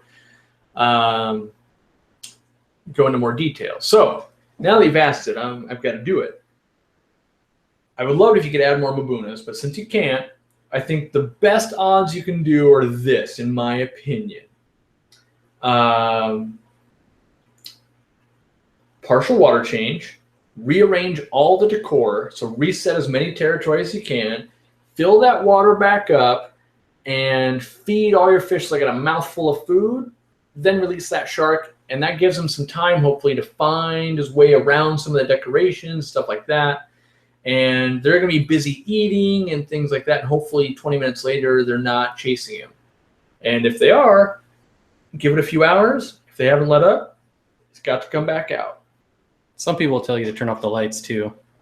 I've never done it, but yeah. See, so I'm against that, and here's why. Because what do fish do when the lights go out? They go and find where they're going to sleep for the night. They go to their cave or whatever it is. So instantly, that puts every fish in the go find where you're going to hang out for the night mode, and the red-tailed shark doesn't know any of the spots to go. He's like, oh, what about here? And front toes is going, oh no, what's Mbuna tank? So red zebra's going, oh heck no. And then he goes over here, and the Demisona is like, oh no, not here either. And he just kind of gets a nip and moves, nips and moves, and it takes them a while to find a place. So I like to keep the lights on, keep them busy eating, disorient all their senses by changing that water, the new smells coming at the water, because it's mostly sense of smell that does it. So thought you were streaming Walking Dead. Nope, we're just going head to head. We got 360 people instead of like 360 million that are probably watching The Walking Dead. But what's the bell you hear? That's the sound when you guys order something. So people have been ordering wood because it's 10% off till the end of tomorrow, which hopefully we sell all that, and then I can make Kaylee bundle up a ton more. Bleeding hearts are your favorite? They're pretty sweet. I brought in some of those for a customer. I think I showed you guys on video. Yep. Yeah. I was really surprised how big they get. They get big. I saw some huge ones, and I was. Scott Monroe says, "Hey guys, I have a semi-planted tank with large driftwood that is now growing some moss-looking green stuff on it. Is it common? Is it okay for the tank? Seems to be growing fast every day." Sounds like you're just describing hair algae. I know. Common. I mean, it's definitely algae, but yeah, without knowing like what. Maybe like some green brush algae or something, but yeah. Ooh, that's a good question. I don't know the answer to that for you. What was the size of your first aquarium? 10-gallon. Mine was 65-gallon. Came out the gate with 65 because I had a buddy who had kept fish, and I listened to his advice of buy the biggest tank you can, and that's worked well for me. Ever moved mollies of saltwater? I've never gotten them to thrive long term. I've gotten them to live in there, but the problem is the tanks I always tried to bring them to were like reef tanks, and there was so much flow, I think I tired them out. That's the problem I run into is these mollies aren't used to having all these wave makers and stuff going, and I think because they would do fine, but they would just lose weight and they'd be eating algae, and I don't think I could power feed them enough like bloodworms to offset their weight loss without totally throwing off phosphates and stuff in the tank. So I think that was a problem I ran into. We can't stream The Walking Dead because we'll get shut down. Like you can't do that. So we won't be doing that. Would pea puffers nip at Guppy's tail? It's a decent chance. I feel like they would. Yeah, I mean, I've seen it done without it, but I would say, like, let's say it's 60-40. 60% chance they're gonna harass guppies, 40% chance they won't. What fish was the hardest for you to breed? That's a tough question for me because there's not a lot of fish that I intentionally try to breed. So, yeah, I'm not sure on that one. I'm trying to think of the hardest thing because I go for all the easy stuff most times. Trying to think of something where I was like, yeah, I'm going to breed this. And I was like, oh, it's too much work. See, I do like more community stuff. And if they breed, sweet. Yeah, so that's my favorite way to breed is to set up the ecosystem to make them happy enough to breed them. That's my favorite. I think it's not even that hard. It's not even that hard. Well, I always say that kind of stuff, and someone's like, "That's ridiculously hard." And some of the harder things might have been like the desert gobies. I bred those, and it's just because they get easy aggressive after they spawn and they end up killing each other. That sucks. But I've raised them, and it was fun. I enjoyed it, but I didn't raise more of them. I was like, yeah, 2 spawns, done, next. I'm trying to think of anything else for... The only things I bought to intentionally breed was my Paraciphochromis, which those are super easy. The zebra plecos, but I still probably have another year to go on those before I figure out how easy or hard they are. And that's pretty much it. I mean, I've bought some Epistos to breed, but they're really easy. Ancestris are really easy. Well, I've said that too. Then some people have a problem. So it's like it's all depends. I think part of the problem is too. It depends on your water. Like if you had liquid rock water, bristlenose probably wouldn't be super easy because then you have to change the water conditions. You'd be like, this is a pain. Although my long fin green dragons just dropped their first eggs and I killed them all. So yeah, it's not because they were hard. It's because I'm an idiot. William Mitchell says, what brand of sponge filters can you stack? The ATI ones. The ones I sell on my website, the hydro sponges. There's probably others. I just don't know. I'm pretty sure you can stack the Hikari ones I sell too. You just got to take the bullseye off and the bottom off, and you can keep stacking them, I think. I have to look into it. I'm not 100% sure on that. I think Jay's asked this a couple times. Can Tories be kept in a 3 feet depth tank? 36 inch? I'm trying to think if I've done it. So I'm pretty sure I've seen videos of them. I know I've way personally done 30 inches. I don't think I've had. That tank might have been 32 inches. So I personally 32 inches, but I don't think I've had a tank deeper than 32 inches. I feel like when you see videos of them in the wild, some of the places they're in are pretty deep. And I know people do them in their ponds, like salt and pepper quarries outdoors in their ponds, and a lot of ponds are deeper than 3 feet. So I would say yes. I'm gonna say do it. How many sponge filters for a 50-gallon? I would go with Docho 2. Yep, I use 2 in my 55s. Thoughts on Banded Leprinus? They get big. Hell on wheels. Yeah. Pretty much there to harass stuff. That being said, they look cool. I wouldn't keep them, but I'd watch someone else's tank that had them. If someone had a really, really big tank, I would enjoy watching their tank with those in it.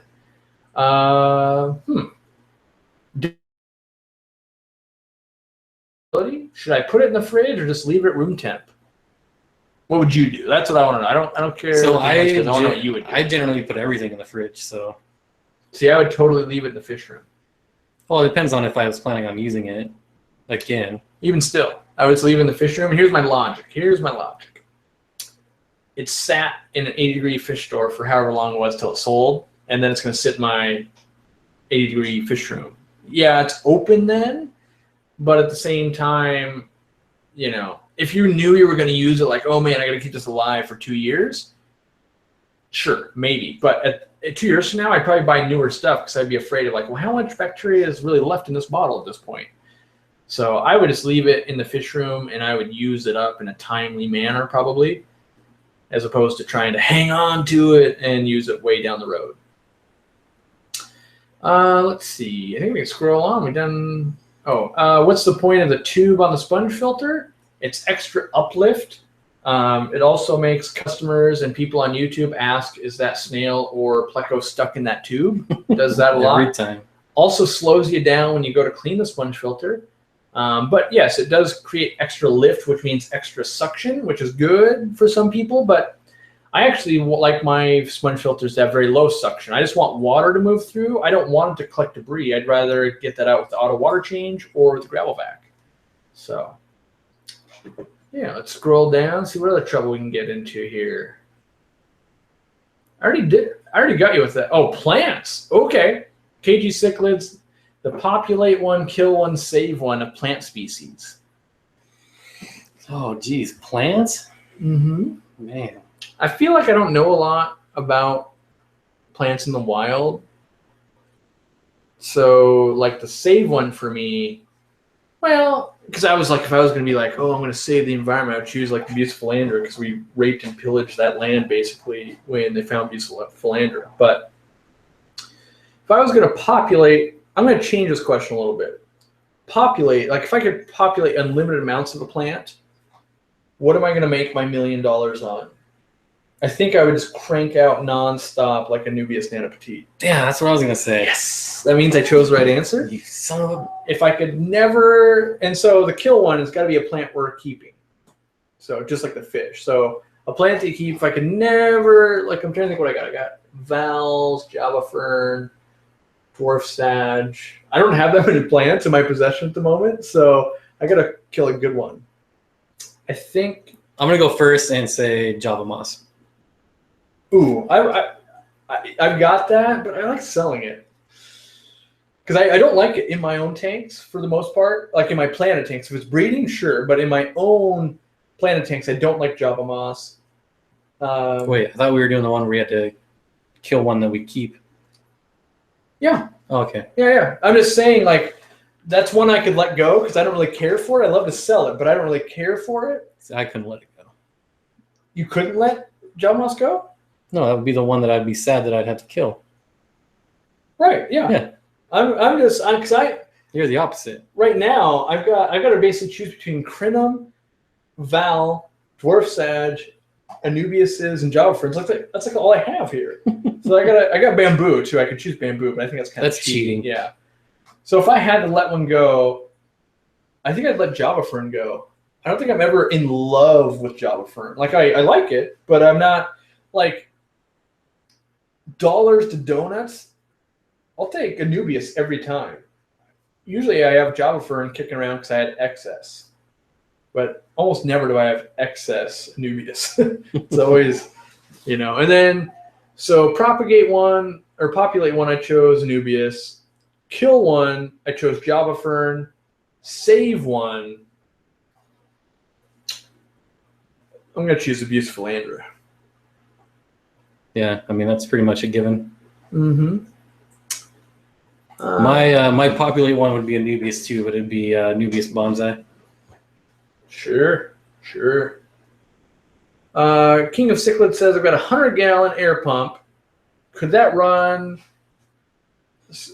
2 sponge filters in a 50-gallon tank? Yeah, I think so. Yeah. Like the AP100, the Aquatop one that I sell, excels at that. Does it awesome. Like I'm using... No, I'm a liar. I'm using the Tetra Whisper pump only because I did it for that video. Like I always use stuff I have laying around for free first, and then I would have used that if I hadn't owned one. Java Fern's not terrible. Oh, duckweed. Oh man! How'd we both miss duckweed? Wow. Man, we fail. Well, I thought about the bladderwort plant, but I was like, I don't know if enough people know about that one. But duckweed clearly is the one you would choose to replicate or populate. Yeah. Apparently, I'm doing well at it too. I have a Metaframe aquarium. What are error correct filters in fish? Error correct filters. I have some. I just have to go dig them out of the garage. But they typically worked on either a corner box filter, or they had some hang-on backs that were pretty sophisticated using some magnets. Fish a lot of times would have been like, depending on the era, like are we talking a 70s metaframe, are we talking like a 60s? But some almost like what we call a feeder guppy is pretty, like endlers would be kind of that, goldfish. Yeah, I don't know. Paradise fish. I'm trying to think of other ones I know off the top of my head, but. Oh, you missed Infinite Cascades calling you out. Where did it call me out on? Corey, you told me that osmocote causes ammonia spikes and found out that to be false. Keep my info correct. All right. I would say it absolutely causes ammonia, but yeah, in my experience, it has caused ammonia. So. I don't know if Osmocote and Osmocote Plus are different, but Osmocote Plus absolutely leaches ammonia. Yeah. So I mean, I think it even says it on the bottle, like ammonia. It's ammonia derived. All I can ever tell you guys is this is the experiences I've had. You know, so great. You found out that what I said was incorrect and your fish didn't die. And what if I had said nothing and then Bob killed all his fish with Osmocote? Like that's obviously worse. So yeah, all I can say is good, man. Glad you didn't have problems with it. That's all I can say for you. Minimum tank size for a pea puffer, and does it need 2 filters? No, I think 1 filter would be fine. And I would say if it's just 1 pea puffer, minimum 5 gallon, 10 gallons better, obviously. But a lot of people do it in a 5. You know, if it's like an office tank. Should I be concerned about finding baby flies in my frozen brine?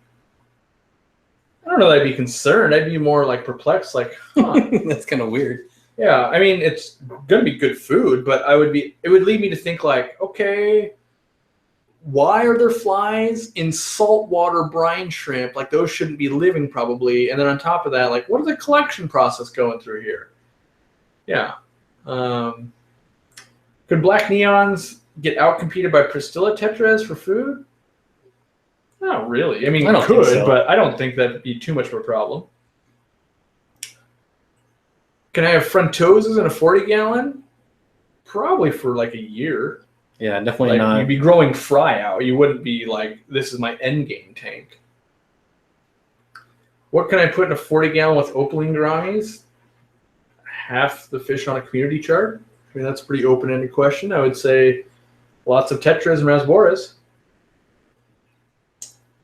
Daryl Wong says, Bob, is your lowboy still on a single flush filter?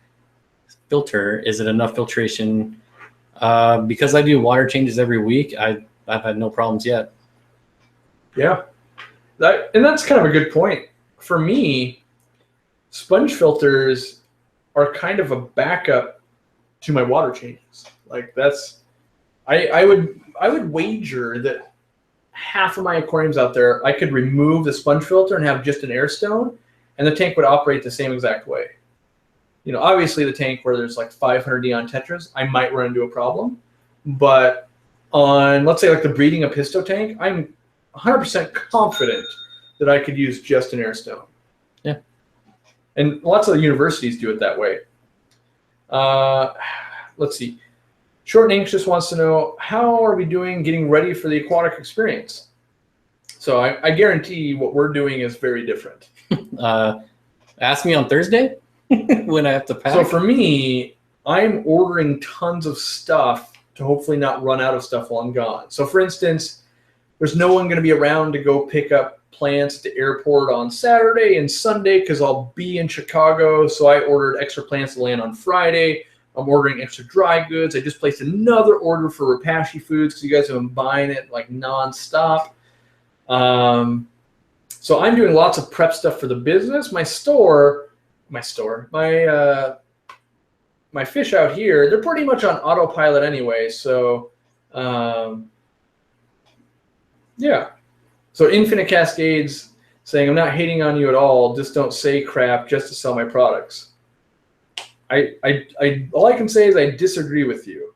You know, that's all I can say. You can battle this as much as you want, but you know, even though I'm bringing your comment to attention, I still think that I had the experience where Osmocote created an ammonia spike, and that is a problem. And Bob, who gets nothing, by the way, if I sell my root tabs, for instance, also had the same experience. And I think if you were to Google Osmocote ammonia spike, you'll see plenty of people that also had the same problem. Tons. In fact, let me see if I can make that Google magic happen.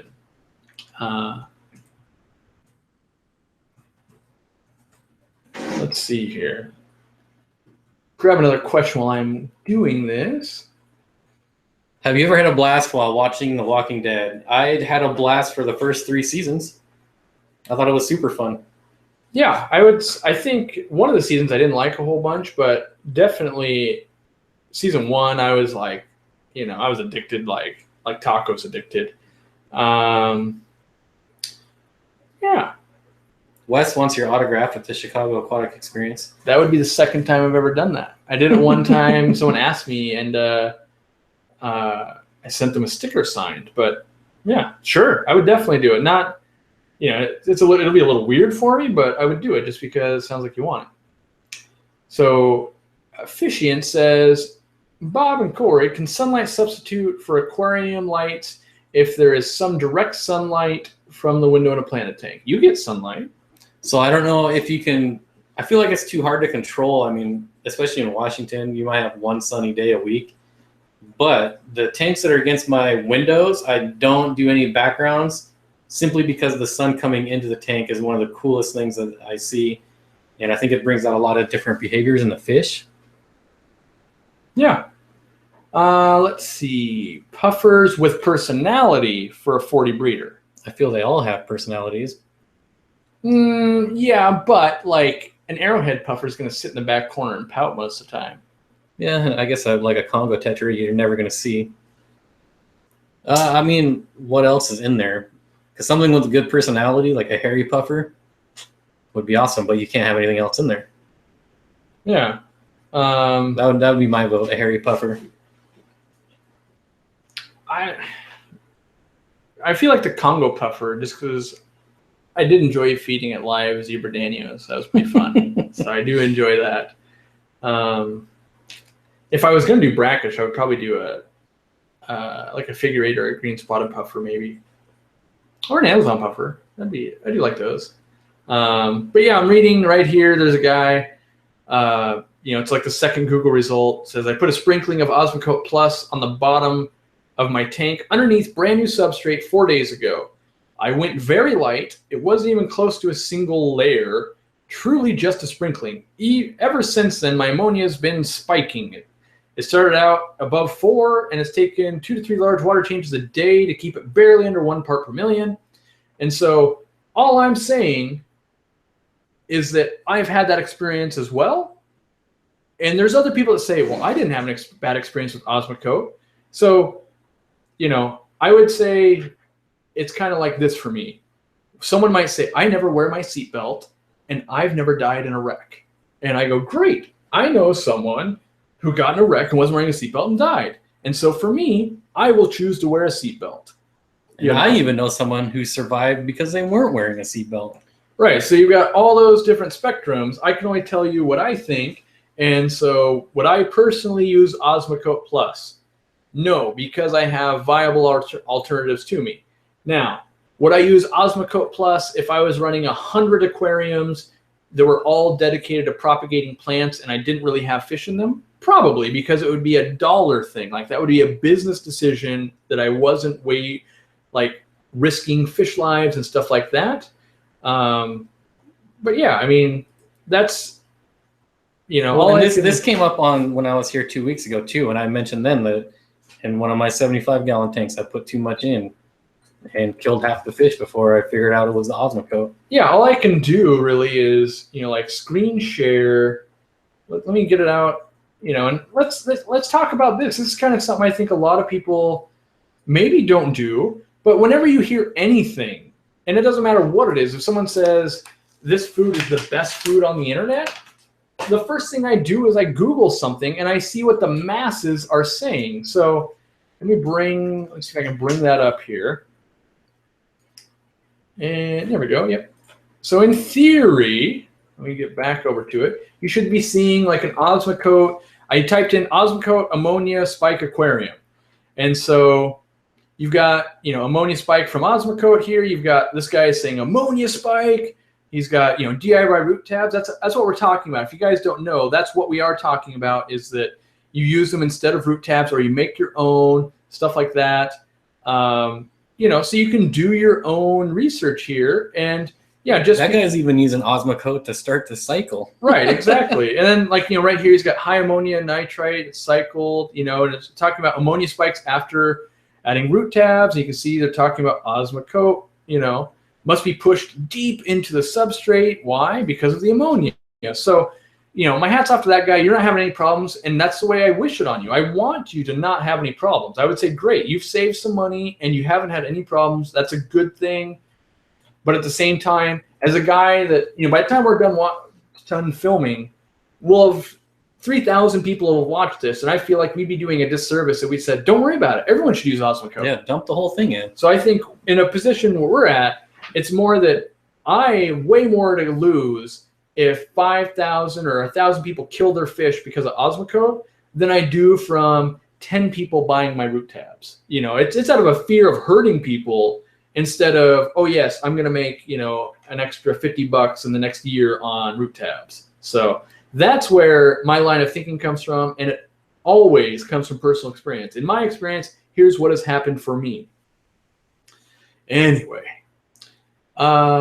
James Osbon says, Corey, can I use bonsai driftwood for an African cichlid tank? And Bob, would it poison his pleco? I know people that have used bonsai driftwood with great success. Yeah, there's that whole website, isn't there, that is dedicated to that? Yeah, so I think you can totally use it in an African cichlid tank. I wouldn't want too many pokey pieces, because once they start breeding and chasing each other, sometimes they can run into it. I don't think it would poison a pleco, but I've never fed it to a pleco, but I find it unlikely. People are still wanting you to play The Walking Dead. I don't think they understand. I can't. I literally, though, YouTube would shut this live stream down. I would get a strike against the account. I can't play The Walking Dead. That can't happen. I could take a very 5-second clip and I could talk about it in a video, but I could not live stream it. That would get me shut down for sure. Joel Gillett, Corey, any tips for white cloud racing, and does daylight affect them much? So it makes them color up a lot more. And I'm wondering if you're talking about the white cloud race that I ran, where I was breeding them a ton or something like that. My biggest tip is probably just lots of floating plants. Have you done any ponds outside? No, not yet. Man, you got to get on it. It's a whole new world. Especially you're into rainbows. That's what you got to be doing. I know. Trust me, it's crossed the mind. Let's see. Ooh, someone was just calling you out again. Ooh, what am I getting called out for now? Right KG. Here. Oh, why did I recommend you Taco Bell tacos? To be fair, they were rolled up chicken tacos, but I said they were decent. I like the spicy sauce. That being said, I had them one other time. While the tacos themselves were okay, they really skimped on the sauce, and so they were super duper dry. They gave me just this.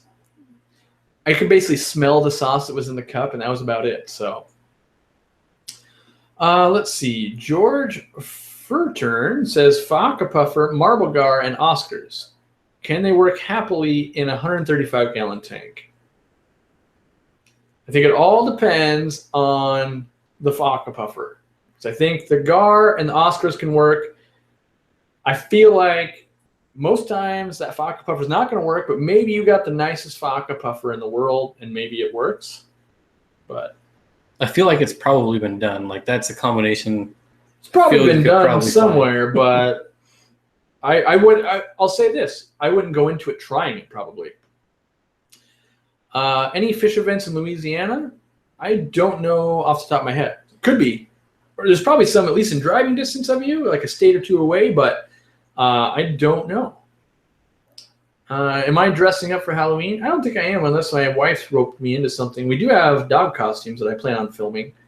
We're going to my grandma's house. I got to help hand out candy. I think my wife and her sister are dressing up, but I think I'm going to be a fish store employee. It's my costume. You gonna wear your Aquarium Co-op shirt? There we go. Maybe I'll bust out one of the old ones. Let's see. Any other fish than goldfish or white clouds that can be overwintered outdoors?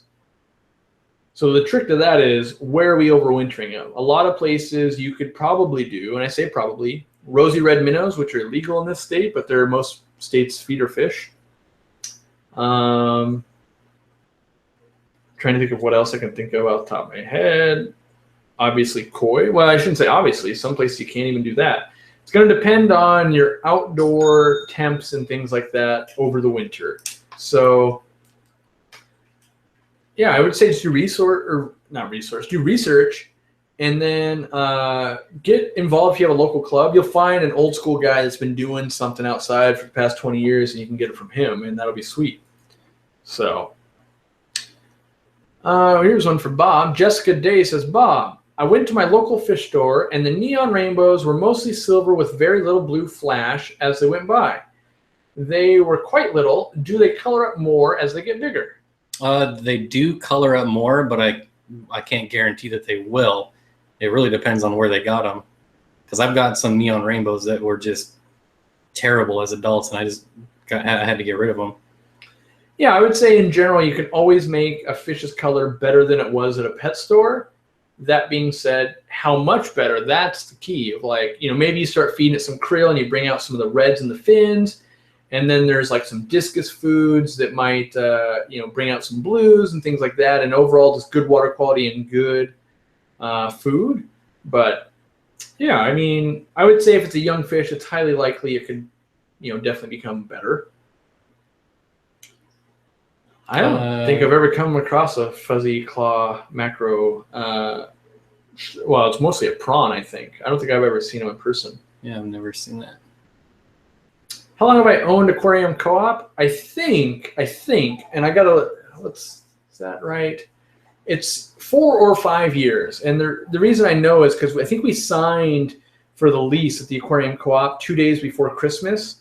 And the funny story is my landlord was willing to give me till the end of December as like my freebie. So I signed on, and I'm like, oh, thank you. I get, what is that? A week, 8 days or, whatever free. I'm like, oh, thanks. So like, well, we'll give you the rest of the year free. Don't worry about that. Like, oh, thank you.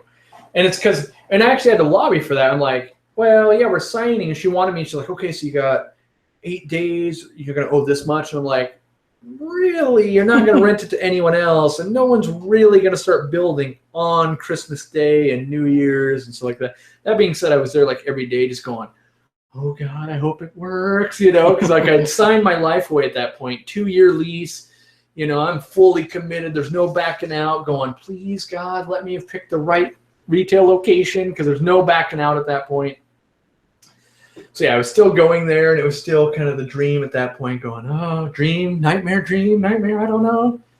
So talk about the importance of leveling a brand new Aquarium 40 breeder. My apartment floor is not level. What do you got? I would say it's very important. That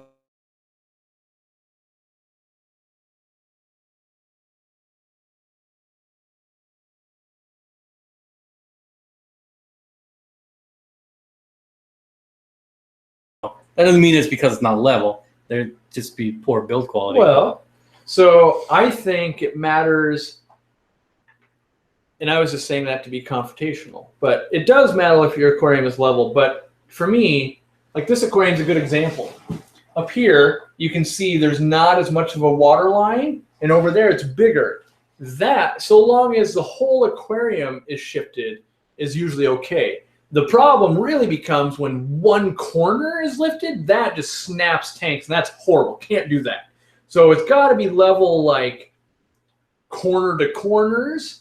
But if the whole thing, if this is the aquarium, bottom, it's got to be like, it could be like that, dressing itself the other way. And so it could also lean forward a little bit, and the aquarium usually won't, have a problem. That being said, it's much more likely to tip over and kill you. But, and there is some evidence to support that too much of a grade, like way too much, is going to cause excess stress on this panel long term.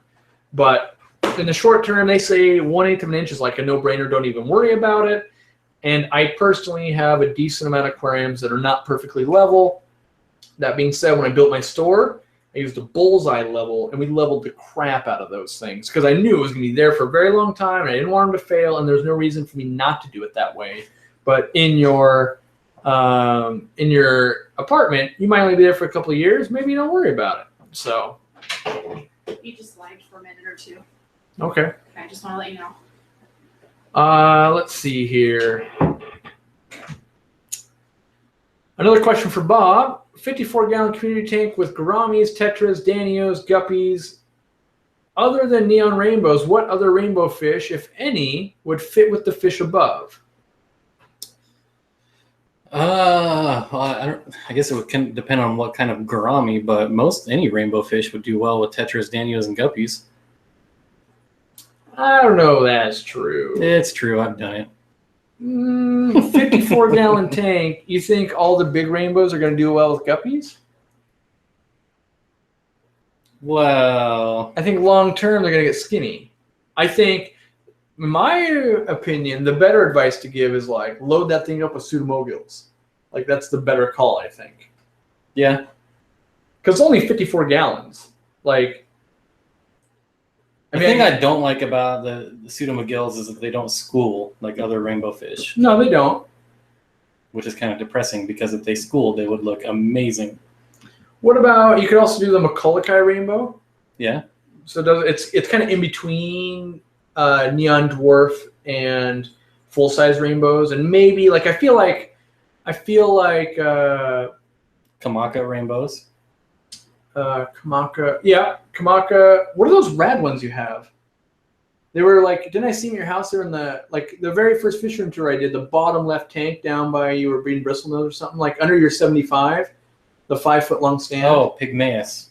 Yeah, those would work, right? Yeah. So Pygmaeus. And then the other one I was thinking of was maybe the Madagascar rainbow, the long skinny one. I feel like that one. Those are going to those get big though. Yeah, they get big, but I feel like they're not nearly as boisterous as a lot of the other rainbows. I mean, the rainbows have small mouths. I mean, they might get your guppy fried, but that's about it. We'll agree to fight this to the death afterwards. Would a 125 require floor reinforcement? I don't think we can answer that question. I could say like, in my house, probably not. In your house, probably not. But if your house is 100 years old, probably totally. If you live in a mobile home, yes. If you're in an apartment, you're probably okay because they've got to be able to support so much weight. But I think that's a question for the internet. Like you get into those forums and everyone's always going to come back to like hire a structural engineer. That's the only way you can be for sure. That being said, you could do some research and probably do some educated decisions of like, well, it's an exterior wall. My house was built in 1974. It's probably got this code. It's probably okay for this. That being said, you can also do other things to hedge your bets. So like, let's say I've got a 125 gallon that's over in the garage and it's the Metaframe tank and it all comes down to like the 4 metal posts. That's a lot of weight on 4 posts as opposed to if you built a 2x4 stand and the whole length of the floor was covered by 2x4, that would spread the weight out better. So, yeah. Let's see. Can I keep a betta with a pair of albino long-fin bristlenose plecos? I would say probably. Yeah, I would think so. Uh-oh. Tank mates for a trio of pea puffers and a 20-gallon?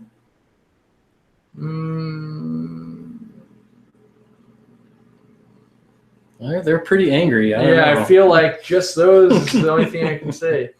The human pleco asks if you ever worked with shell dwellers. We have. Watched the first like 20 minutes of this video when it uploads, and you're gonna get a ton of shell dweller talk. Do I like doing this? I do. I like answering questions because it makes me think of stuff and I learn. What I lose I researched the Gala Posilia guppy, stuff like that. Minnow. Yeah, the minnow. Yeah. I do like doing it in general. Like I would say any given Sunday, I feel like I could take or leave it. But usually the way it goes is like, I don't really want to do it. And then like at 7 o'clock when I'm done, I'm always like, that was super awesome. I enjoyed that a lot. So yeah, I don't know. Maybe it's like an emotional high or something. Like, yeah, I think that one went well. I enjoyed that. Versus, leading up to it. Like the 15 minutes before, I'm pretty much like a zombie because it's like I can't go start a project. I kind of just got to make sure my equipment's working, getting ready. What do you think we're going to do? That type of thing. But I enjoy it. I mean, I could certainly say like, oh, I hate it. But honestly, if I hated it, I would just stop doing it. So that's how you know I don't hate it, because I just wouldn't do it. And I'm assuming Bob must like it because he's totally voluntary. He can choose whether he shows up or not. So can't be too bad. Yeah, I think it's fun. Let's see. Joseph Jones says, why is my gold dust molly resting on the substrate? There used to be a male in there. Is she pregnant? I'd say she's probably pregnant. If she's ever been with a male, she's probably pregnant. Things I might check, make sure your water is hard and your pH is high. A lot of times mollies really want hard and high pH water, and people don't have that. So sometimes they can get, kind of lethargic is what I was trying to get to. Let's see here. Ooh, this is a fun one. Tyler says, is there any fish that was commonly available when we first started but is hard to find now? You might have been for a couple of years, but I bet you there's a fish that was all around that's not around anymore. No, I can't think of one off the top of my head. Let's see. I'm trying to think of what I used to see all around and I'm not seeing anymore. Like in our local area, it's a lot of the Tanganyika and cichlids, and it's only because the store, which was called A Place for Pets, the owner changed, and the owner was really into cichlids. And then when he left, the good source kind of locally went away for it. So I feel like that it's probably a big change for me. I know there's live bears for sure, like the black chin live bear, way hard to get compared. It used to be everywhere, dime a dozen. Used to be a lot more live bears, I think, on Aquabid. I think Aquabid's just dying, honestly.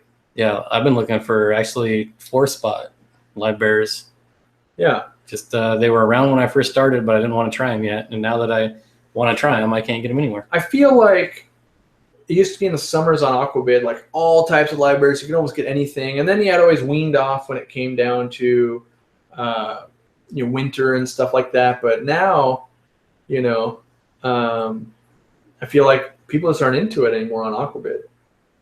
How do I feel that The Walking Dead is brought to you by Taco Bell? I didn't know that. I suppose I feel fine, really.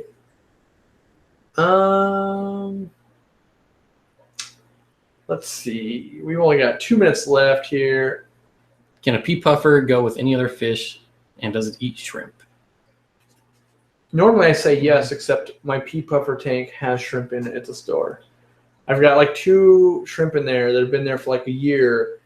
And I just think they're the smartest shrimp on the planet, because I don't know how I've moved like 500 pea puffers through there and they haven't been killed. Because I have to tell people, like, I know there's shrimp in there, but everyone else that tries it says they eat the shrimp. So, yeah. And any other fish? It's on a fish-by-fish basis, but I feel like you got the best odds with things like tetras and rasboras and things like that. Do I wish we were brought to us by Taco Bell? Kind of. On one hand, I don't want anyone to have any control over what I do. Like, I don't want Taco Bell corporate going, you shouldn't be calling people out and you shouldn't be talking crap about Wardleys and stuff like that. On another hand, if every Sunday I got to drink Baja Blast and had free tacos, and then I could be like, guess what? If you show up to this Taco Bell in Chicago, we all get free tacos. That would be rad. So maybe. I would only take it on a super like, we want you to associate with Taco Bell any way you want to, as opposed to we own you and we demand that you eat a taco on a live stream every day or something. Any experience for the common Florida mosquito fish? Not a lot. I collected some in the wild in Florida, but they're illegal to own here in Washington, so I couldn't bring any home.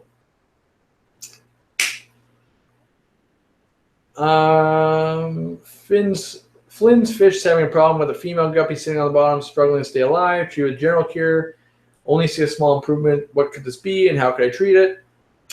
Unfortunately, it could be a lot of things. It could be the female's too old, it's getting ready to die. It could be egg-bound, having a complication with birth. Could be internal parasites as you're treating for and thinking. Could be maybe a water quality issue. For sure, make sure that pH is above 7. Make sure you've got some decent hardness in the water, things like that. Yeah. Is a AquaClear 110 too strong for a 29-gallon tank? I've done it, but I did it with African cichlids. Yeah, I mean, it really depends on what's in there. Like, it wouldn't be for plecos. Yeah, it'd be fine. Perfect for plecos. Yeah. How long have I had these plants in the goldfish tank? I don't know. You'd have to go back to the live streams or videos or something, but it's probably been like 6 months now. I don't know. Time goes way faster than I think. Because I would tell you, like, it's probably been like 3 or 4 months, and I'd go look it up and be like, wow, it's been 9 months. Like, oh my God.